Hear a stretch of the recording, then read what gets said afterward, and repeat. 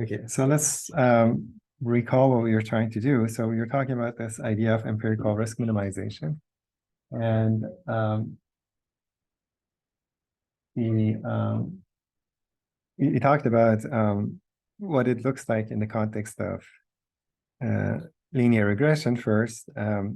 And we saw that that would lead to the least squares estimate in linear regression. And then we talked about gradient descent to solve it, although there's an easier solution there. But because the gradient descent is more general, we talked about gradient descent, and then we talked about logistic regression, which is like the classification analog of the linear model. So if your response is binary, this is what you would do if you want a linear super classifier. And what I want to do today is to tell you why sort of I consider this an example of empirical risk minimization. Okay, so if you recall, in logistic regression, we model this eta x, which is the regression function, the probability of y given equal to 1 given x is equal to x. We model this as a simple function, so sigma applied to a linear function of x or an affine function of x. So an intercept which machine learning people call a bias, plus some weight times x if this was univariate, or in general eta transpose x, which often is what I write, assuming that I have padded the features with a vector of all one, or just they can one. In this case, like x is a d-dimensional feature, I just concatenate one to it, so I get d plus one. But later I'm going to call this d plus one d.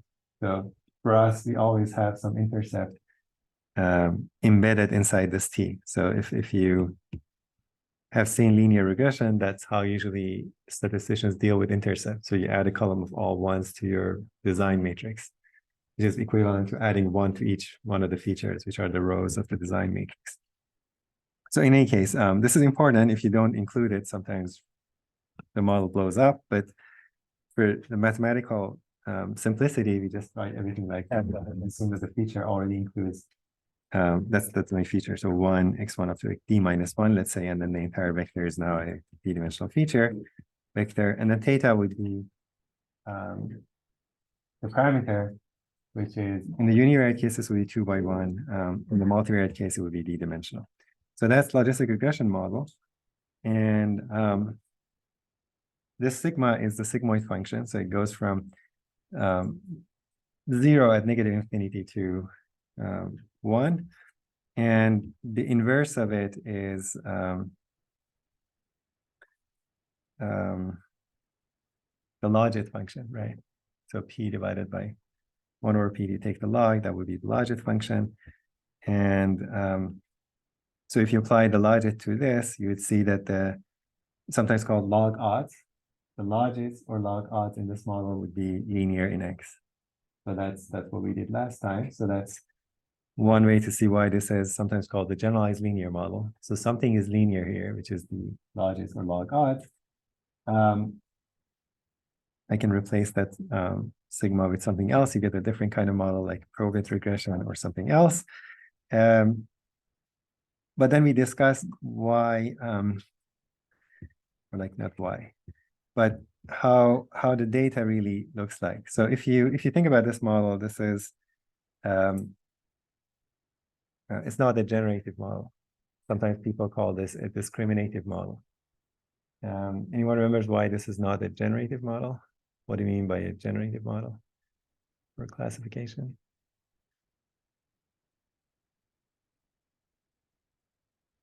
Roughly speaking, I cannot generate from this model. This is not enough information for generating data from this.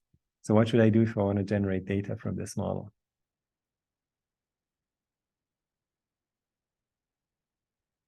Anyone remembers? I have to put a distribution on x. So if I put a distribution on x, assume something about x, then I have y given x, and then I have a joint distribution I can generate. So generate first x, for example.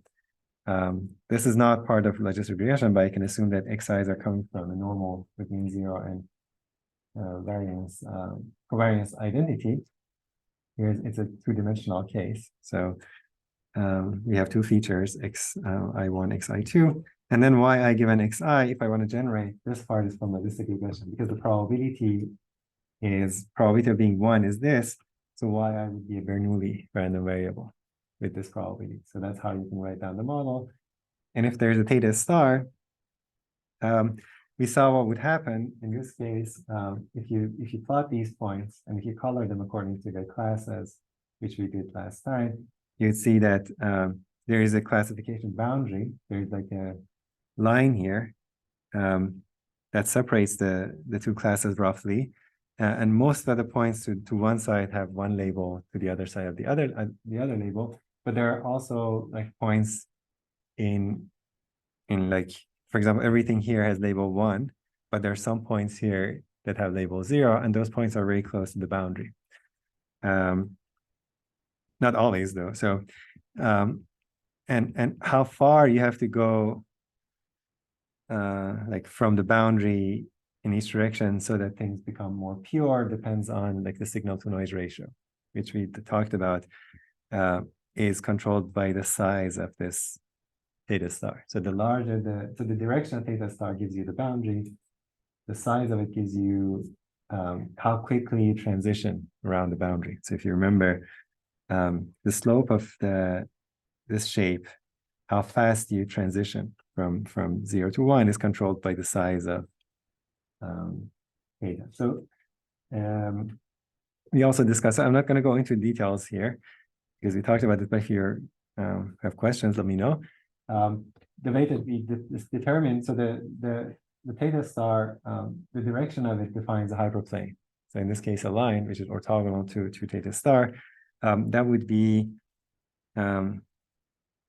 so the lines that are parallel to this theta. So theta star, there's a line which is orthogonal to it, and the lines that are parallel to this are those lines on which this is fixed, constant. So these are level sets of this function. So if I look at this function, the set of all x's, such that theta x is equal to a constant. Once I fix theta star, if I fix c, this is the location of one of those lines. If I change c, I get another location. So these are level sets of theta star transpose x maps. So, and you can see on all these level sets, because this theta star transpose x is fixed, sigma of this is fixed. So the probability of observing the label 1 on that line is the same. So if you go further from, so these lines are the ones for which that value theta star is. So this is, for example, where theta star xi is very large. And because it's very large, sigma of it would be 1. So on this line, most of the labels are 1, or almost all of them are 1. When you get close to 0, though, when this is equal to 0, this line would be where this is 0, and that would give you, like, sigma would be 1/2. So on this line, basically, the points that are there are like basically a coin flip in terms of the label. So that would be basically the decision boundary. So we calculated the decision boundary. What does the decision boundary mean? If I calculate the Bayes rule in this model, the Bayes rule turns out to be like that, exactly where theta star transpose x is 0 would be the decision boundary. When it's bigger than 0, it's going to declare 1. Otherwise, it declares 0. So the Bayes rule here in this model would call everything to this side 1, everything to the other side is 0, but the actual labels are not this pristine, and the difference is like the Bayes error rate that you can improve. So this was a very like quick summary. So there's a Bayes rule here, it gives assignment, perfect assignment around the decision boundary, but the actual assignment, there's randomness in it.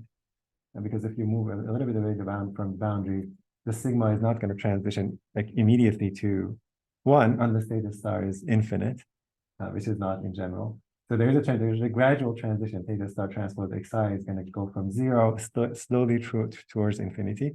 And so there is a gradual transition. So the probability is near this.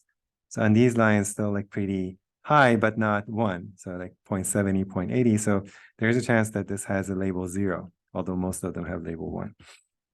And so the difference between the true label and the Bayes optimal label would be giving you that on average, how many of those are different gives you the Bayes error rate. Okay, so that was the summary of last time. Sort of any questions? So very fast summary, but so there's all intuition behind linear regression and why it's sort of essentially a linear model. Linearity is like in terms of the level sets here or the decision boundary. So you can't, as I mentioned last time, if you have a classification problem such that the classes are not separable by a line or a hyperplane, something like that, like vanilla logistic regression is not going to do well. Because here you need a classification boundary that sort of is circle. Whereas whatever you do with logistic regression, you're always going to like bisect the space into like to two sides of one like hyperplane. So you're going to have a very large error. So there are ways using kernels to fix this, which hopefully we get to, I hope. But as it stands, this is going to classify things according to a hyperplane or a line in R2. Questions? Okay, now that we understand this, how do we actually fit this model? How can I estimate theta given data, right? So how should I go about estimating theta? That's the question I want to answer now. So suppose I generated this data. There is a true theta star that generated this. I don't know what it is, although I know it because I did it, but like practicing, I don't know it. I just have xi's and yi's, so I have a training set of size n. I want to estimate the theta. What should we do? Like, how do you do it?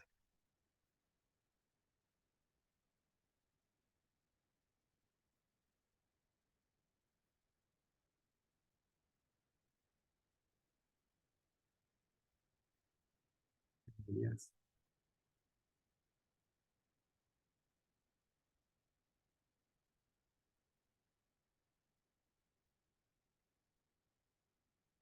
Yes.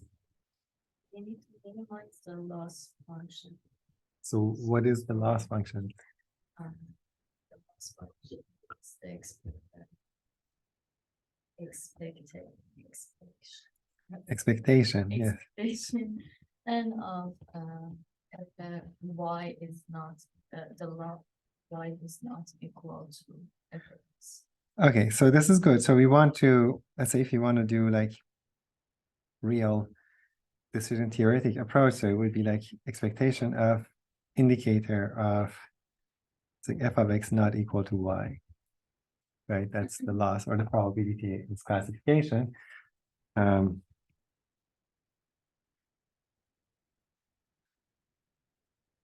So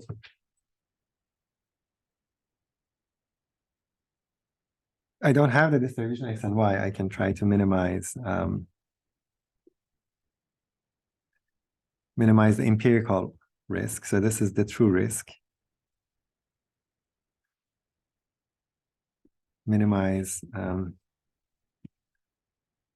we don't know the distribution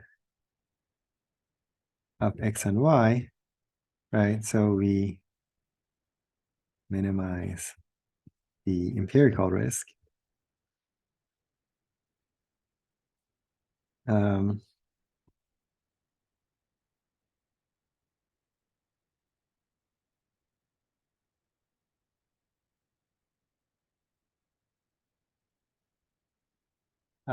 And then we talked about that if you minimize it or all functions, this is not going to work well because you can make it 0 and it doesn't tell you what you should do. This is okay, high. But the thing is, first, the 0-1 loss is hard to minimize. It's not differentiable. And second, it's not clear how I can like incorporate my logistic regression model into this. So this works if the function class is sufficiently small, this works for any kind of distribution. But it's not obvious. Let's say if I want to do logistic regression, I have this model, right? I have this model here. How can I incorporate this information into this minimization task? So is it going to come into play by changing the loss, or is it going to change the function class? So how should I like incorporate? That's not clear. So this is very general. It's good. First, it's not easy to solve because although like in the regression, we had the quadratic loss, we could actually solve that. For classification, because the 0, 1 loss is non-differentiable, we can't usually solve it. So oftentimes we'll see we relax this indicator. So you relax it to a differentiable loss. And you also like relax this some usually linear class or something like that. But a priori, it's not clear how I can go from this to like, or actually how I can incorporate the logistic model into this framework so that there is some connection between. So is there a procedure that I can follow that maybe hopefully in the end gives me something like this to minimize? So what is a general procedure? So this is a parametric family. Like as a statistician, when you have a parametric family of distributions, what would you do? So let me try to maybe help you guys out. So I have x1 up to xn. So these are from the logistic model, let's say. I'm going to assume that they're derived from a general model like this. So probability depends on theta of, I'm going to write it as y1 up to yn. I have this conditional distribution, okay? So we'll see that in the context of, so IID sampling, for example, this is like the training data. So how to estimate, how to fit logistic regression model. That's the business. So a bit more generally, this is the setting. So if these are IID, let's say from a model that looks like this, y given x. So I'm being a little bit sloppy with the notation. So this is just a single observation. This is for all the observations. I'm still writing p theta, but it's just different distributions. If you're doing IID sampling, you know that this is going to be like product I from 1 to n, p theta of yi given xi. Imagine the xi is being fixed. So in logistic regression gives me something like that. What is the probability of y given x? So here I'm writing the PMF, let's say. So logistic regression, for example, gives us that P of y given x is equal to sigma of theta transpose x if y is equal to 1 and 1 minus sigma theta transpose x if y is equal to 0. So this is the probability mass function. Okay, so it's just, I'm writing it as a density, but it turns out in this case it's just the probability. Right, so that's logistic regression. So you can think of this as just, if you want, probability of y given y, conditional x given x. That's what it is. Okay, so I have this univariate probability, not univariate, but like one sample probability, and then I'm gathering a training data. So I can write this joint distribution of these given x's. It's just going to factorize because each one of the yi's is independent of the other ones given the x's. And so that turns out to be that.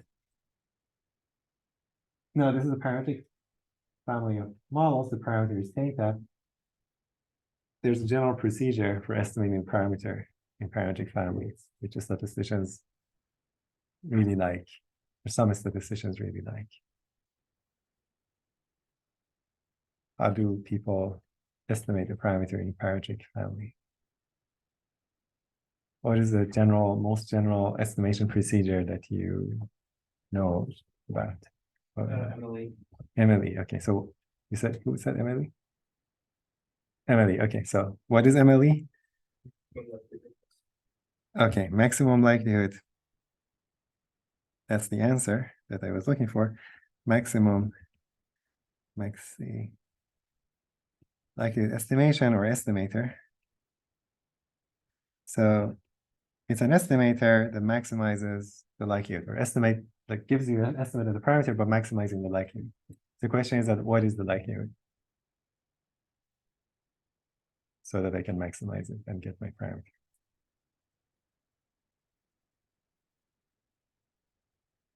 What is the likelihood of the model?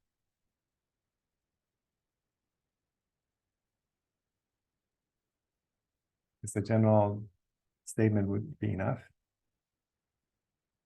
So what is the likelihood?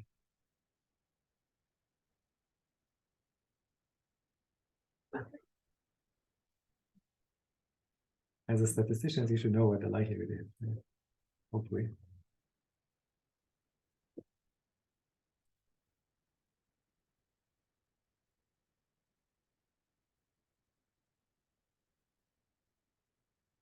So the different ways of describing the likelihood. The simplest thing is like I have many parameters, so I can change this parameter, right? That's the thing that I don't know. I can change it and I can evaluate this. This is a probability mass function. So I'm gonna have an observation, like a particular set of y's and a particular set of x. If I change theta, this is gonna change. Okay. And it tells me for each theta, how likely is it that I observe that sequence? I have the same sequence, but under different thetas or under different models, how likely is it that I observe these? So for some of the models, for some values of theta, this is going to be big. For some, it's going to be small. So you'd expect that the ones under which, like the thetas under which the sequence that you observe has higher probability is probably more like suitable. Those thetas are probably better. They have a better chance of describing the data, okay? Because under those probabilities, this has high probability. It has been more likely to observe this. So formally, what this is just the likelihood is this map. Theta maps to the sky. So you have your density, or PMF. You fix your observation, you view it as a function of theta. That's the likelihood. So likelihood is the density of the data or probability mass function of the data viewed as a function of the parameter. It's different than the probability or density itself. It's because the density is, you fix theta, you view this as a function of y's or maybe x's. That's the density. If you fix y's and x's and view this as a function of theta, that's the likelihood. Because you're evaluating different parameters to see how likely it is that they're coming, like they're producing the sequence. So that's the likelihood. And let me see what my notation for the likelihood is here. Here on this page.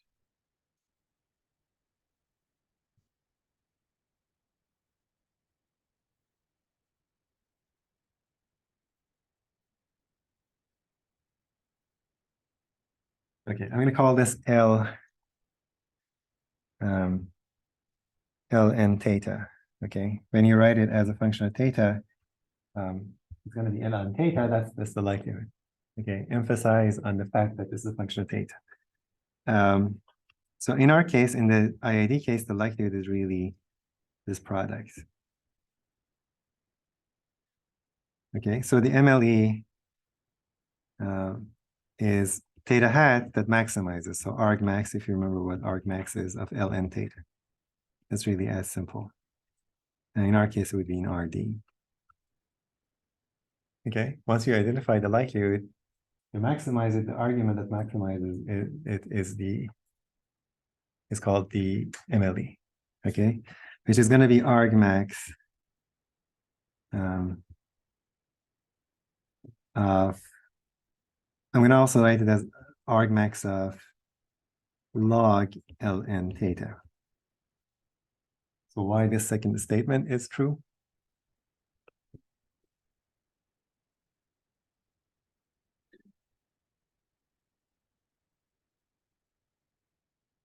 The first one is really the maximum likelihood because it's maximized, like the theta that maximizes the likelihood. So the second statement, why is it true?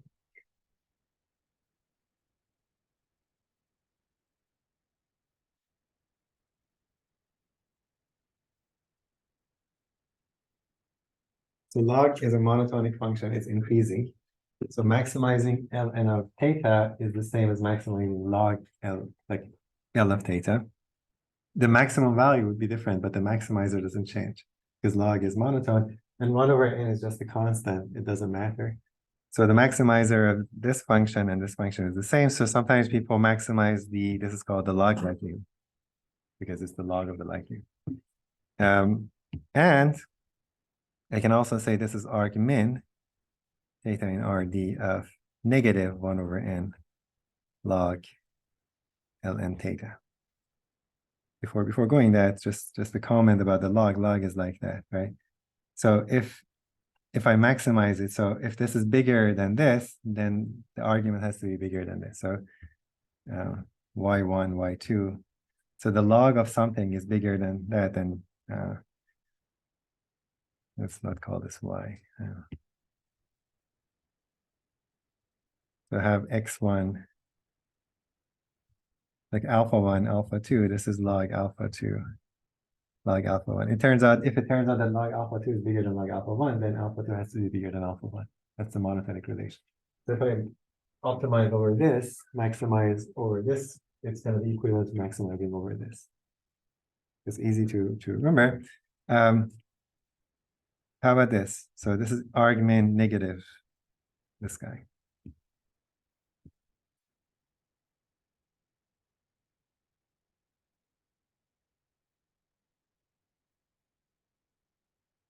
Why can I like do that?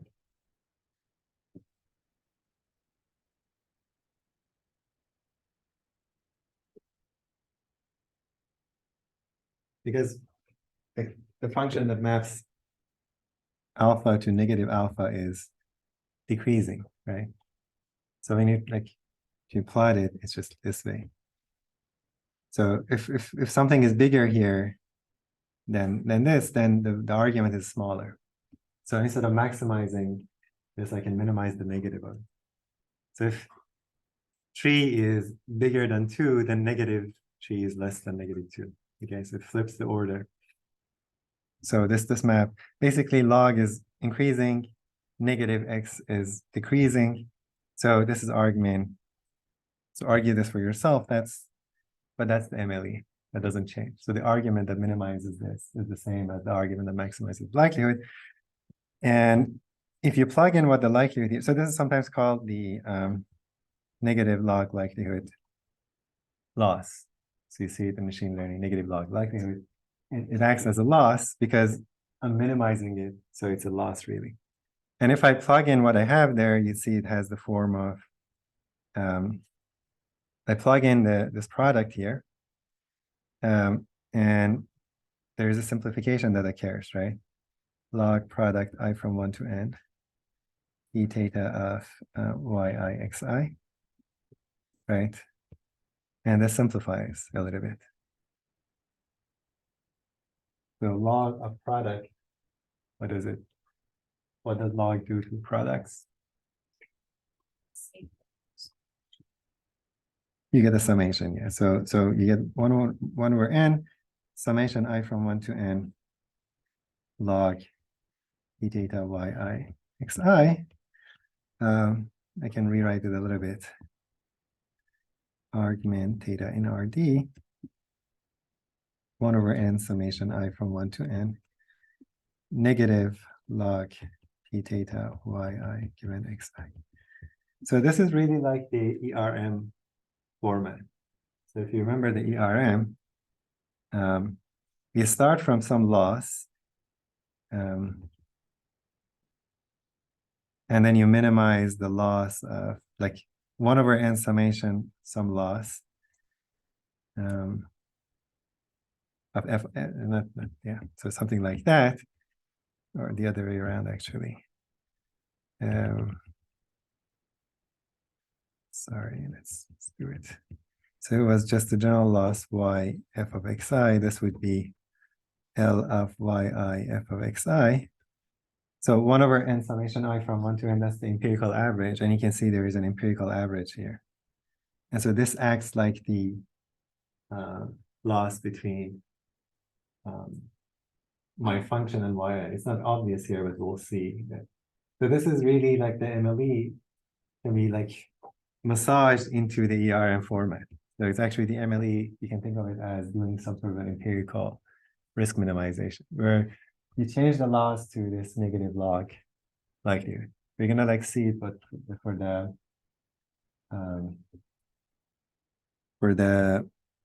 logistic regression, it becomes even more clear. So MLE as an ERM. So it's really an empirical risk because it's an average, like empirical average of a bunch of things. That thing acts like a loss for us. Is this clear? So we started from the likelihood.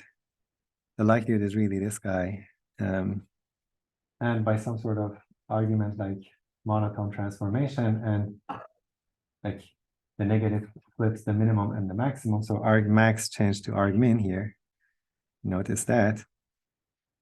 We got to this version, which is saying that the MLE is really some sort of a empirical risk minimizer.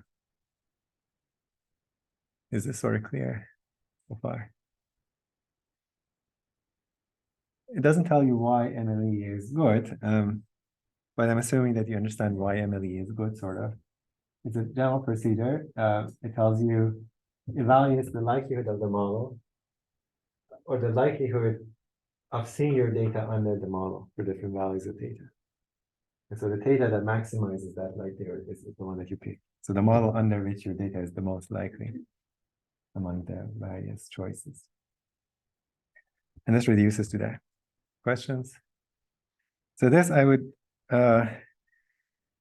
ask that you remember, that's the MLE, or this format if you want. But the above is more general. So really negative log likelihood loss is something like that, or normalized. Sometimes I would say normalized, probably, depending on who you ask. Normalized by this, so you can drop this or keep it. Doesn't matter because we care about the argument, the maximum. Okay. So that's that, and then questions.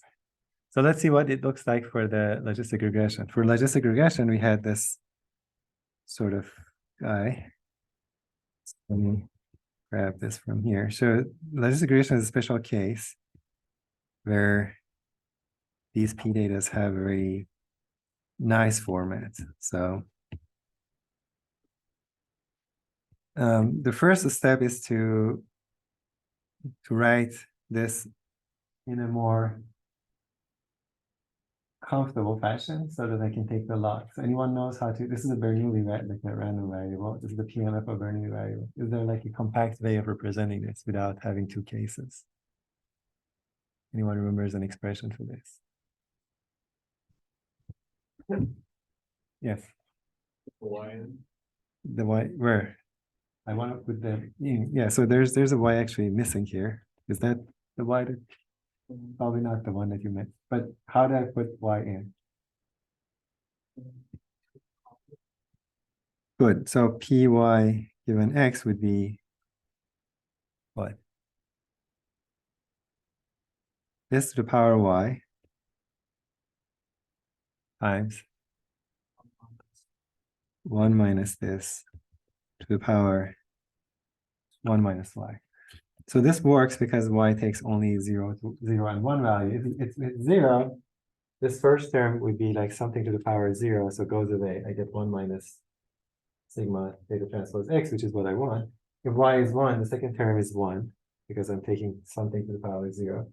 And the first term would be sigma theta transpose x. That. So this is exactly the logistic regression model in compact format.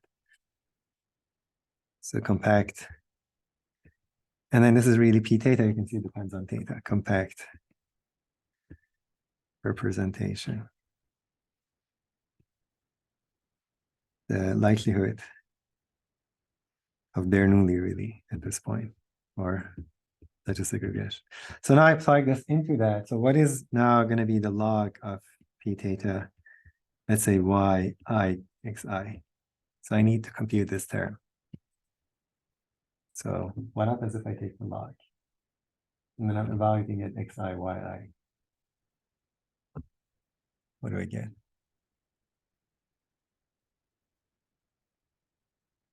Let's do it for just a single x. So log p theta.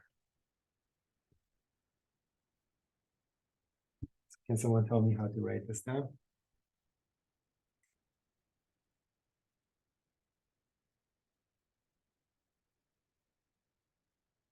I multiply y times sigma log n. Log, yes. Sigma theta transpose x. 1 minus, right? Log 1 minus sigma.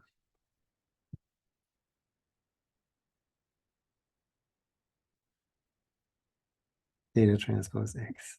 Okay, that's what the log does to, so breaks the product into sum and then breaks the power by transferring the power. So you get y log of this plus. So log of this term plus log of that term, and then the power comes out. That's how log like acts.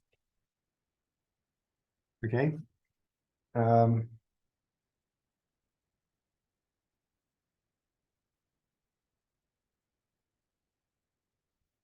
So negative of this would be negative y here, and then I put a negative sign here as well. Negative here. Okay, just add a negative there. So let's introduce a loss function here, which I'm going to call LECE. That's one of the different ways that you can write this. So I'm going to introduce the loss, negative y log p minus 1 minus y log 1 minus p. So BCE for binary cross entropy. That's what the ML people call it.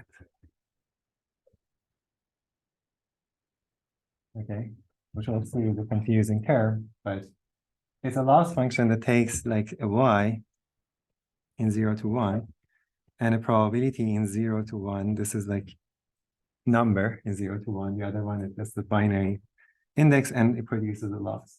So in terms of this loss, I can write this basically as negative log p theta yx as just LECE, right? Y and sigma theta transpose x.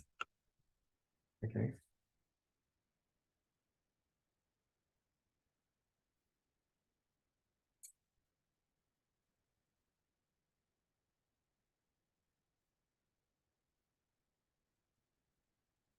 So let's call this g theta of x. So if I call this g theta of x for simplicity, theta transpose, this is a function.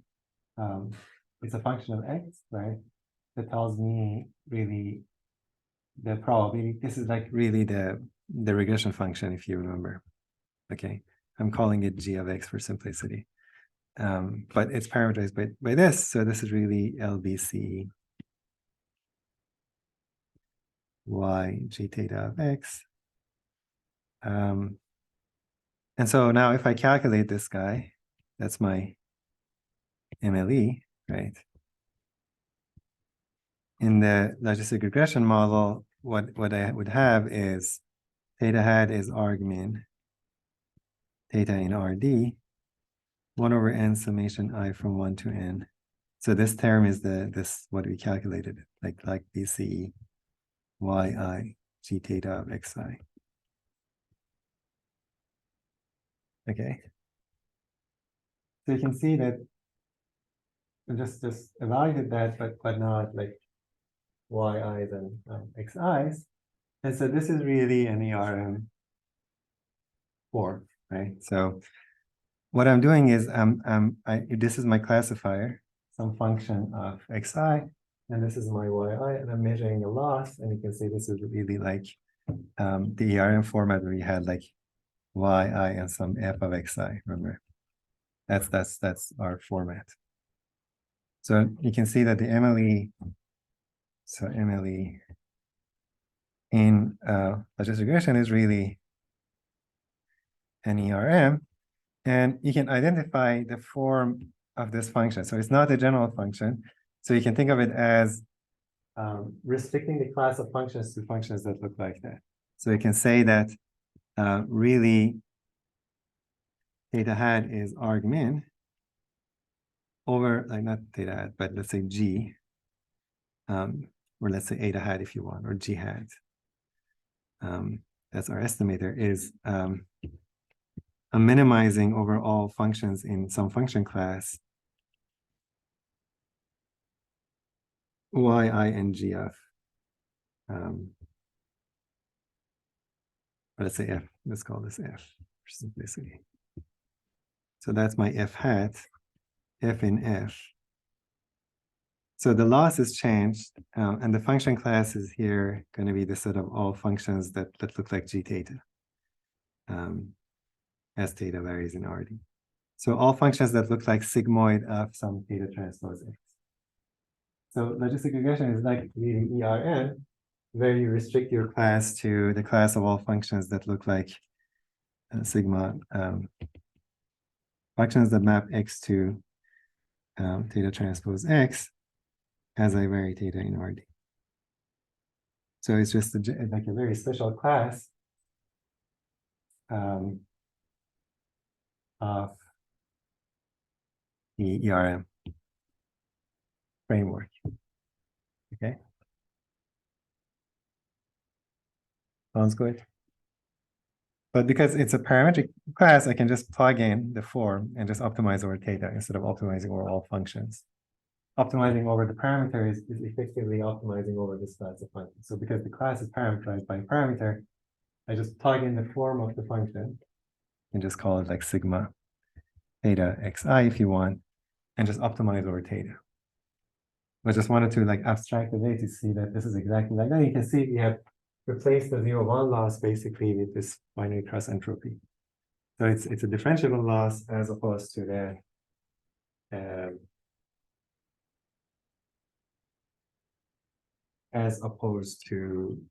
the 0-1 loss, which is non-differentiable. So this PCE is differentiable in the second argument. It's smooth. Okay.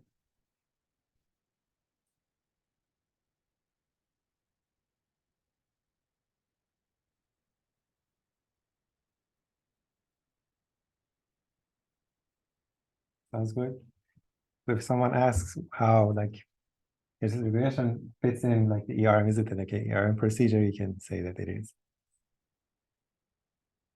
And it's minimizing sort of a surrogate loss, not the 0-1 loss, but this binary cross entropy loss. Now the story doesn't end here, so we can go on a little bit more. Questions? Everyone happy with this? So we didn't really do much except that introduce MLE. Saw that the MLE is equivalent to minimizing this negative log likelihood loss. This negative log likelihood loss gives us an ERM like view of MLE. And then we plugged in what the likelihood actually looks like for the logistic regression.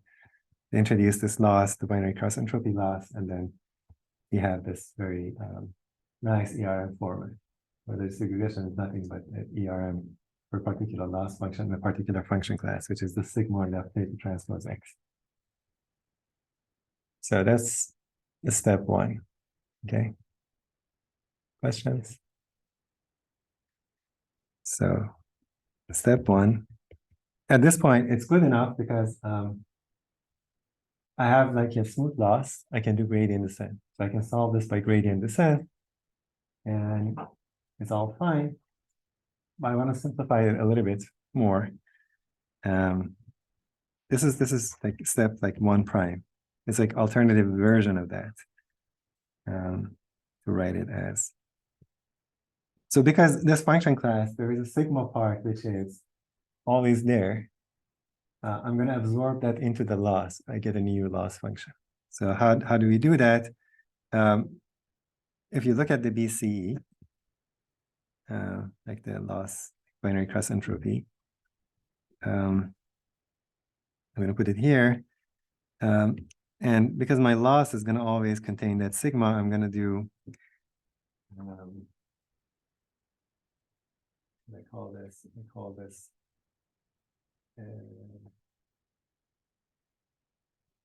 Z. So sigma of Z. So if you evaluate this, what goes inside sigma is called the logit, if you remember. So if Z is something, sigma of Z is going to be a probability. So whatever is I'm taking sigma is called the log odds or logit. So this is going to in the end give me a loss between Y and the logits rather than Y and P. So when I plug that in,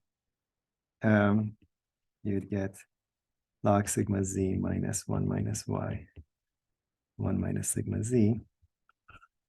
So what do I get? I'm going to put minus outside. So can I combine these things? I want to like combine the Y terms. How can I combine the terms that include Y?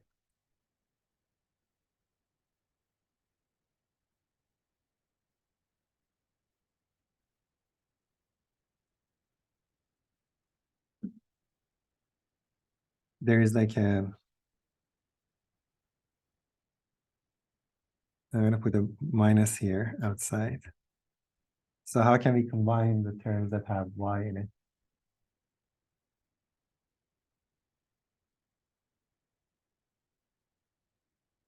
I have Y log sigma Z minus Y log 1 minus sigma Z. So I get log sigma Z minus log 1 minus sigma Z plus log 1 minus sigma Z. So is there a simplification that occurs here? Log sigma Z.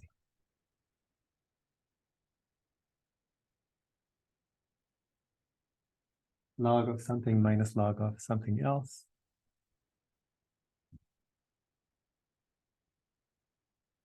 Log of sigma Z divided by 1 minus sigma Z. Okay.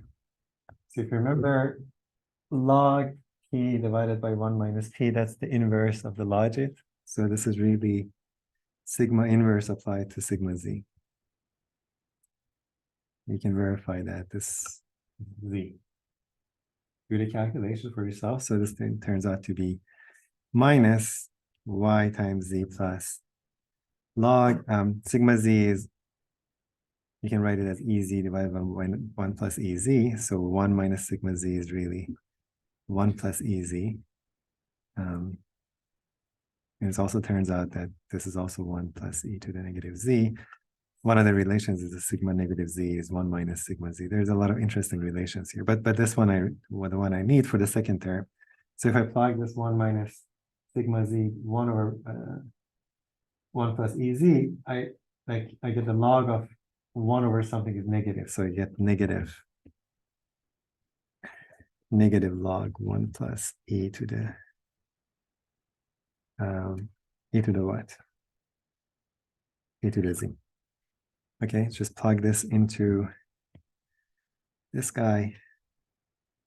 And this part, the first part, simplified to Z. So that's that. And then I'm just going to move the negative sign inside again, negative YZ plus log 1 E to the Z. So that's the end of the story. So log BCE Y and sigma Z is equal to that. Okay.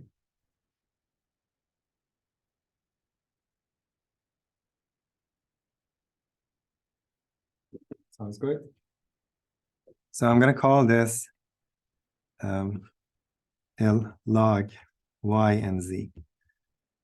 So this is called the log loss, one version of log loss. So it's a loss between y and a logit rather than y and p. And it's a little bit simplified. So it takes y in 0 to 1 and z in r. It's nicer because the second argument can be in reals. The logit can be in reals, whereas the binary cross entropy requires you to have a probability in the second argument, which is restricted. To add to the confusion, there's another thing called the log loss, which is defined when y is plus minus 1. This you will see in your homework problems. If y is encoded, you can encode the labels plus minus 1s. The log loss would actually simplify it in that case to something else. So you'd see all of these things in the while, and then you're going to be confused, but hopefully if you do the homework problem, they are related, and depends on, like, it's a loss between different things. So if that's the case, now you can see that I can rewrite this now. So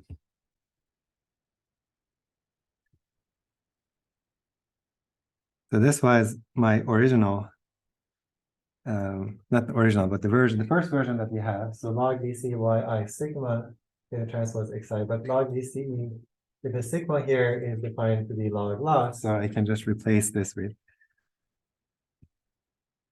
really argmin theta in Rd, 1 over n summation I from 1 to n L log yi, and the zi's here is just theta transpose xi. So I absorb the sigma into the loss, I get a new loss. So that's the MLE still. So you can write the MLE for this in terms of different losses. So if you encode y as plus minus 1s, there's a third version as well. Okay. This is really very close to linear regression, right? So now if you replace this with the quadratic loss, you just get the linear regression. If you replace it with the log loss, you get the logistic regression. So it's really easy to remember because this part is really linear. And you can see in this loss, basically you can think of it as if you think of it as f of xi, in this loss, this f really varies in the linear class, like your regression, not on the sigmoid type class. So MLE in logistic regression really goes to linear regression, a linear model with if we replace log loss with quadratic loss. Okay, so this doesn't change the optimization problem. You could have done the first one. At least the code doesn't care. But this is nicer from different perspectives. I'll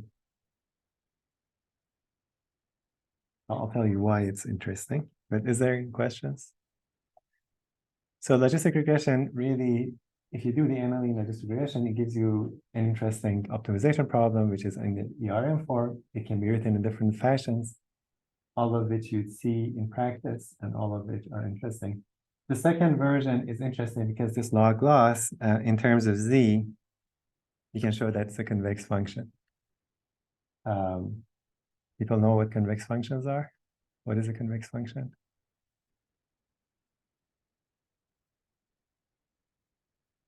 Anyone knows? This is a univariate function. You can actually plot it. So it's easy to show because it's univariate. So convex functions are functions that look like this. So if I join 2 points on the graph of the function, the line segment is going to stay above the graph of the function. Okay. Concave functions are the other way around. A function that's neither convex or concave is something like that. So if I join 2 points there, it crosses the graph. So non-convex functions are problematic for optimization because they could have many local minima or many local maxima. So when you gradient descent, you could get stuck in local minima. Convex functions are interesting because they could have at most one minimum. Okay, and all local minima are global minimum, not at most one. If they're strictly convex, there's at most one. There's exactly like one. If they're not, so it could be like something like this is also convex. The graph stays about any line that you do. So this is convex, but there are many minima. The point is that all the local minima are global minima. There's no local minima that is not a global minimum. So the gradient descent, once it gets there, and there's also no saddle points. So saddle points are things like this. So where the gradient is zero, the derivative is zero, but it's neither a minimum nor maximum. So gradient descent could converge to a minimum, a maximum, a saddle point. These are called a stationary point. And all of this, like minimum and maximum, could be local. So a function that has like a lot of local minima and maxima and some saddle points, it could be that the gradient descent wherever you start, depending on how close to one of these you are, you might get stuck in one of those. Convex functions are not like that because there's no saddle points and all the local minima are global minima. And it turns out that in this case, this function is actually strictly convex. And in fact, like more, it's like strongly convex. So it's really like this. So this will have like a single unique minimum. And this loss that we have here is a composition of a linear function. So as a function of theta, if we look at this, so this is fixed. As a function of theta, this is a combination or like a composition. It's a composition of a convex function, which is this, and a linear function. So the function that maps theta, we're optimizing over theta. So we're looking at it as a function of theta. Maps theta to theta transpose xi. This is a linear function. The function that maps z to log loss of yi and z, this is a convex, like strongly convex function. This is linear. So this is like some h of theta. Yeah, let's call this L of theta if you want. What should I call it? Like, I don't know. And yeah, L, okay, L is bad. This function is, what should we call this? Ran out of h of theta. This is phi of z. So phi of h of theta will be convex, actually strongly convex. Whenever you combine like a convex function, strong convex function, and a linear function, it stays convex. So this you can show by the function convexity. So linear functions are benign whenever like they go inside or like. So this entire thing is going to be a convex function of theta. It's a multivariate function. It's convex. It's like ball shape. And strongly convex means like there's no flat piece. So it's not like this. It's not like that. It's more like this. And so the loss function is really strongly convex, and there is a unique local minima. So gradient descent has no point but to converge to that, like has no choice. So where you start, you're going to end up there. So you should be able to optimize this like gradient descent and not worry where the initialization is. In contrast to some more complicated models that might have multiple local minima. So this is a side. This is like a little optimization point. So composition of a convex function and a linear function remains convex, and also strong convexity is preserved. But that's just a side that this optimization is going to work. Okay, hopefully. Numerically, it's going to be problematic, but because there's a nice curvature, all the local minima are global minima. There's actually one global minima, then you're going to converge to it.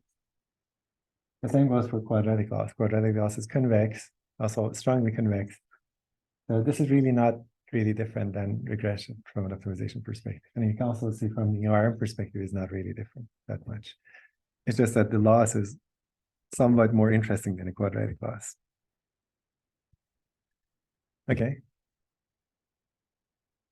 So if you understand this, like there's really like the distinction between logistic regression and regression, like usual regression, like blurs a little bit.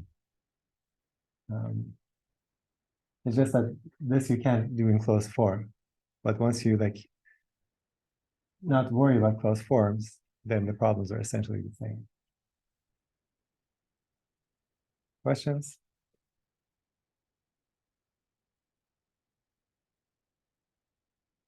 Okay. So let me maybe show you some little simulation that would give us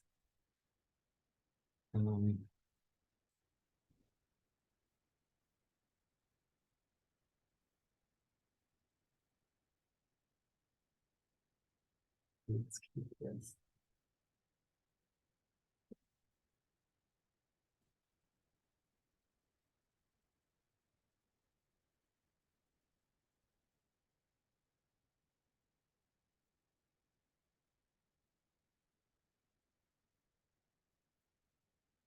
Um,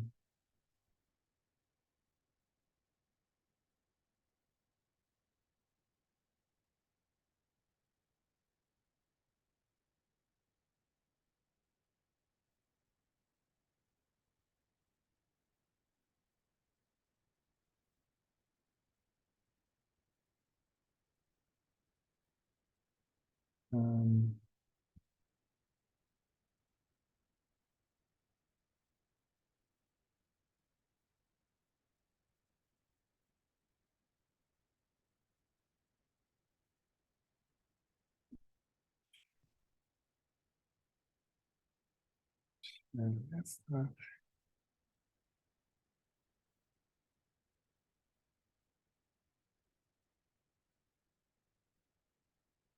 Oh, stop.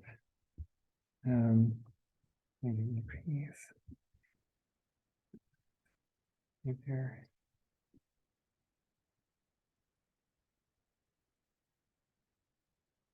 Okay, so let me restart.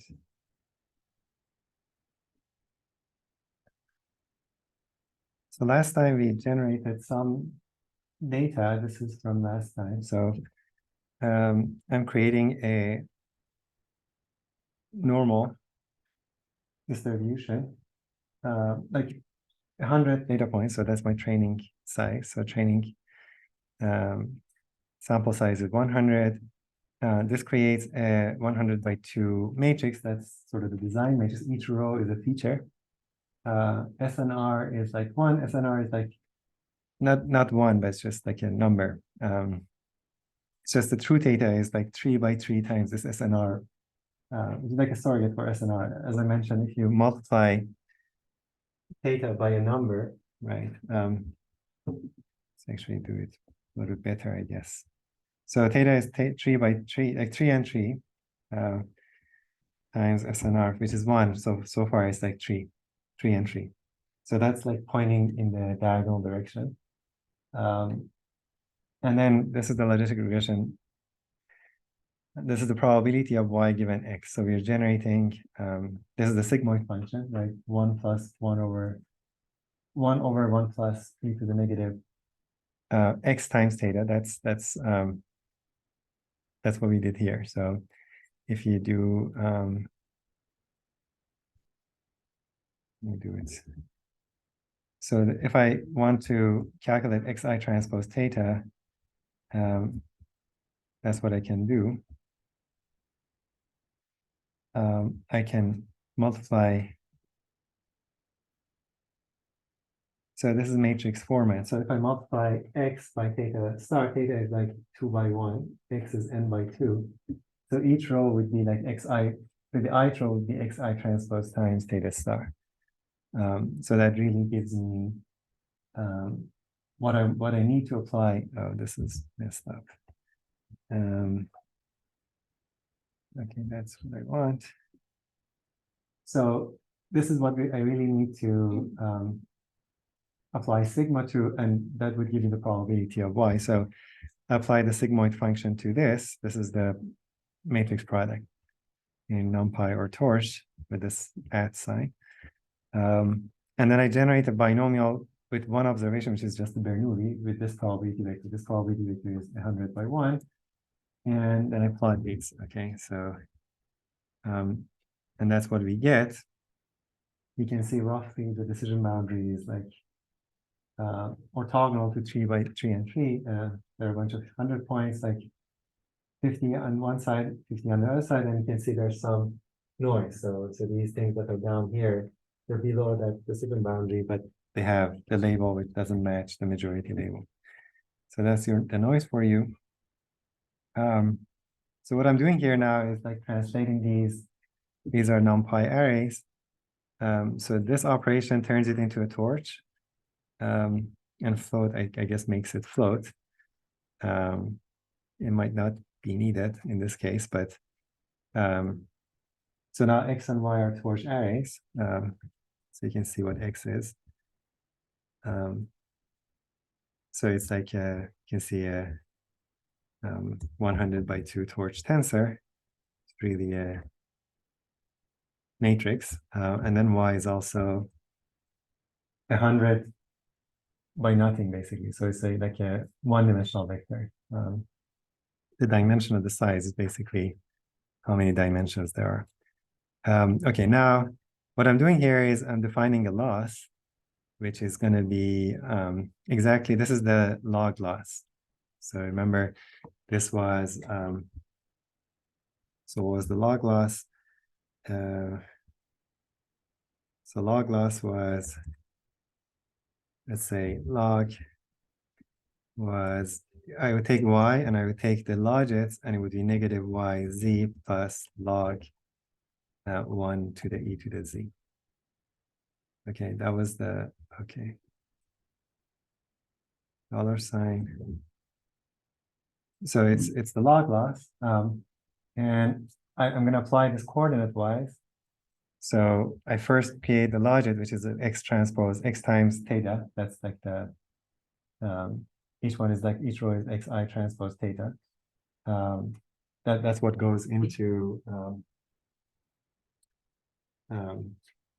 if you remember, so the log loss applied to Y, I, and XI transpose theta. So what I'm doing here is really going to calculate 1 over n summation I from 1 to n.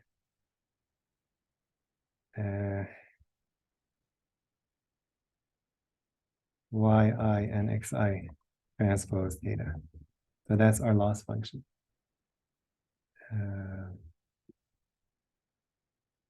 It's going to work. Okay, that's what I want to do.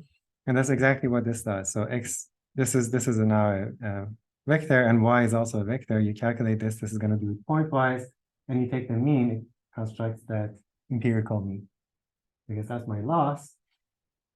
And I'm going to start, this is my initial point, 3n negative 3, learning rate 0.1, number of step 100. This is not needed. So I'm going to do my loss here. I'm going to pass, so I wrote a function here. So you can see I put whatever we did last time into a function. It's always a good idea to, once you do your test, to abstract away what gradient is. So we did the gradient descent. Now I've written it as a function, which helps me like not redo this. So this is like programming 101 is to, once something works, you abstract away, write a general function. So it takes a loss, which is going to be a function. Beta is going to be the initial vector, torch vector. Learning rate has a default, but I'm going to pass to it something, and S that is number of steps. These are like keeping track of everything, but just remind you that this is really what the meat of it. So it applies the loss to beta, the current estimate, and then do the backward. This is the gradient descent. So calculate the gradient. The gradient is not going to be with respect to the gradient of the current loss with respect to the beta, which is used in calculating the current loss. So this is going to be really the gradient after that backward operation. And I'm just taking the step in that direction with the step size, adding it to beta. And then you have to zero out the gradient because of torch default of like not like accumulating gradient. So it keeps adding to the gradient instead of resetting it every time. And then the rest, I'm not going to go over it, just read it last time. Keep track of the loss, keep track of the betas. One thing that I want to note is that the functions are like, they call it first-class objects in Python. So you can pass an entire function as an argument. So I'm passing it loss here. Loss would be a function. You can see that I'm applying it as a function here. Inside this code, I've written my loss, and I'm passing it my loss here. So this my loss is pointing to my function. Inside that function that I wrote, loss would be just this function. Okay, so these are just my loss and that loss are just pointing to the same function, which is this, and it's going to calculate this loss. So if I change this to quadratic loss, it's just going to do gradient descent, like usual regression. If I change it to log loss, it's going to do logistic regression. So this operation is just sort of abstracted away. Everything is very simple. And then I'm going to run it, see what it does. Loss is not defined. Okay, good. My loss. Okay, so you can see these are the normal sets of the loss, and this is the trajectory of the gradient descent. And if I do the list of this, so you can see it converges, but not to 3 and 3. There's a bit of noise here. You'd realize that you can increase this step size. So there's a lot of steps that we're taking relative to the regression. Regression is very fast. Now I'm taking step size of 1, 500 steps, and it gets closer. If you do this, let's see. It's actually close here to 3 and 3.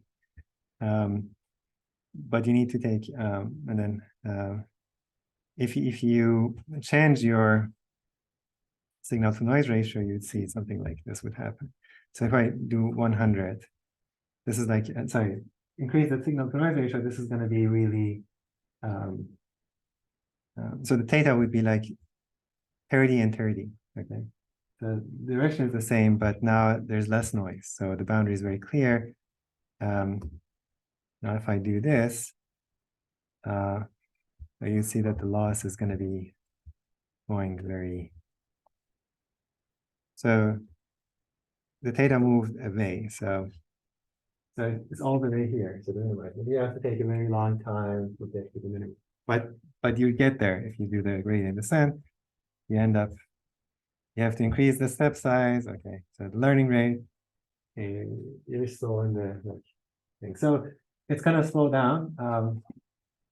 Once you start, you see like what happens when you have like perfect separation. So this is gonna take a while. We'll come back next time and continue just about the midterm. Good luck with the midterm. It's going to be like about 3 questions and just 1 more math, 2 code, and just hopefully done very close to what you have done in the homeworks. Okay, any questions? Yes. If we have questions about the midterm, just about freezing, we can put it on campus fire. Yes, you can post on campus fire. Yes, yes. Hopefully posted around 9 today. 24 hours later is due. Luck.